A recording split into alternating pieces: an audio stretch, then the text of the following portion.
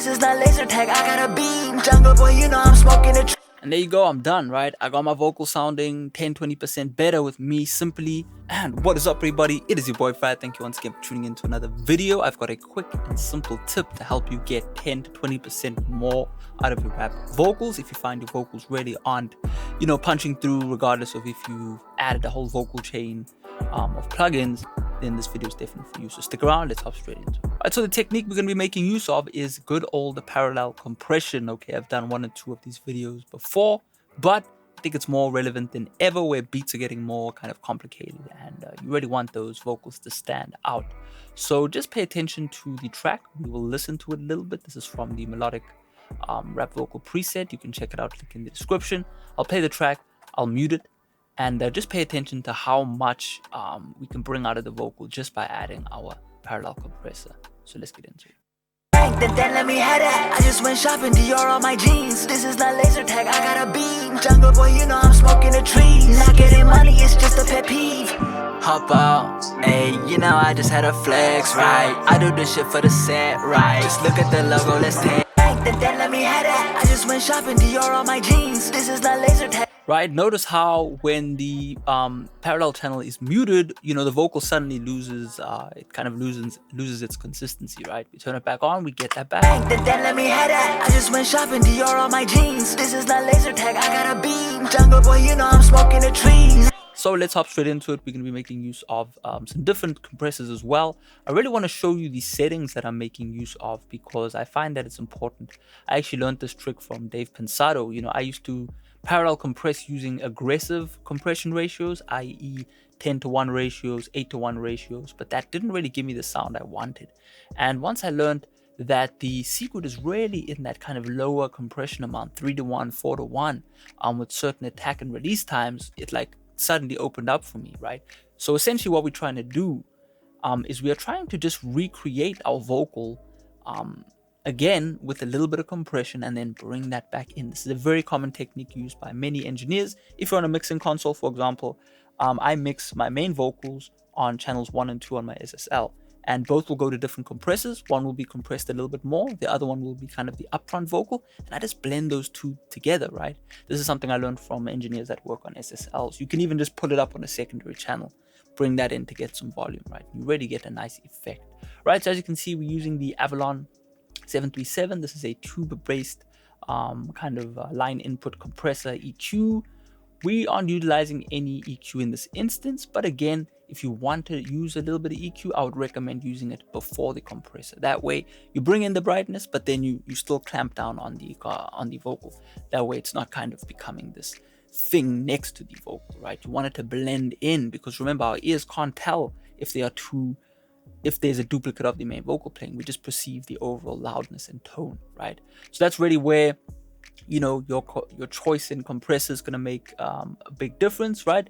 Obviously this tube compressor's got a very clean tone.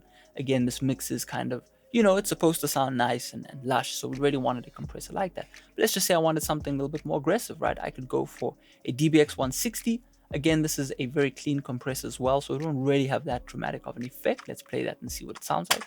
Then let me have that. I just went shopping, Dior on my jeans. This is not laser tag, I got a beam. Jungle boy, you know I'm smoking the trees. Not getting money, it's just a pet peeve. Right, it's very minimal, but again, I feel that the Avalon just has a bit brighter of a tone, whereas the DBX is a bit darker, right? And that probably just comes down to the fact that this is a kind of tube emulation, whereas this is purely solid state, okay? Now let's just say we wanted to use something even more aggressive, right? We could use something like the 1176, okay? This is the revision A, very kind of gritty sound, right? This is also going to give us a nice bright tone. Let's see how it's set it up in real time. Then let me have that. I just went shopping, Dior on my jeans. This is not laser tag, I got a beam. Jungle boy, you know I'm smoking the trees. Not getting money, it's just a pet peeve. Hop out, ayy, I just had a flex, right? I do this shit for the set, right? Just look at the logo, let's take flight. Living enough. Right, this is more of an aggressive tone. It kind of has its own sound to it, so it does kind of compete with the original main vocal. That's why I wouldn't use something like this on this mix. But on a more heavy track, right, heavy metal, rock, maybe a more aggressive hip-hop track, we would utilize something like this, right? Now let's make use of something free right? We'll just make use of let's actually just pull up something from Waves. That way people who aren't using FL Studio can also make use of it. We can just use something simple, right? Like the R Compressor, right? How would I set this up? Well, first off, I prefer the opto mode in this instance. It reacts a bit slower, much more natural, right? I would set up a nice ratio of maybe 2:1. I do know that the R compressor does compress quite heavily, so I don't really need to go overboard with the 4:1, right? I'm gonna turn the attack down just a little bit to like 4. 4 is a good starting point. We don't really want to go too low, otherwise again we squish away some of those original beginnings of every word, and then that doesn't sound too good, right? And release we'll just keep as it is because it's a decent release, right? We could go faster if we wanted more of a snappy sound. Right in the middle is probably going to be good. It's going to sound more natural, right? So I'll start off by just allowing the vocal to be played. Then let me have that. I just went shopping, Dior on my jeans. This is not laser tag, I got a beam. Jungle boy, you know I'm smoking the trees. Not getting money, it's just a pet peeve. Hop out, ayy, you know I just had a flex, right? I do this shit for the set, right? Just look at the logo, let's take flight. Not living enough. Then let me have that. I just went shopping, Dior on my jeans. This is not laser tag, I got a beam. Jungle boy, you know I'm smoking the trees. And there you go, I'm done, right? I got my vocal sounding 10-20% better with me simply creating a send, right? Boom, we're sending that into the parallel channel. We're monoing it out just so we don't have any of that kind of side stereo information creeping in there, because we want it to be dead down in the middle of our mix.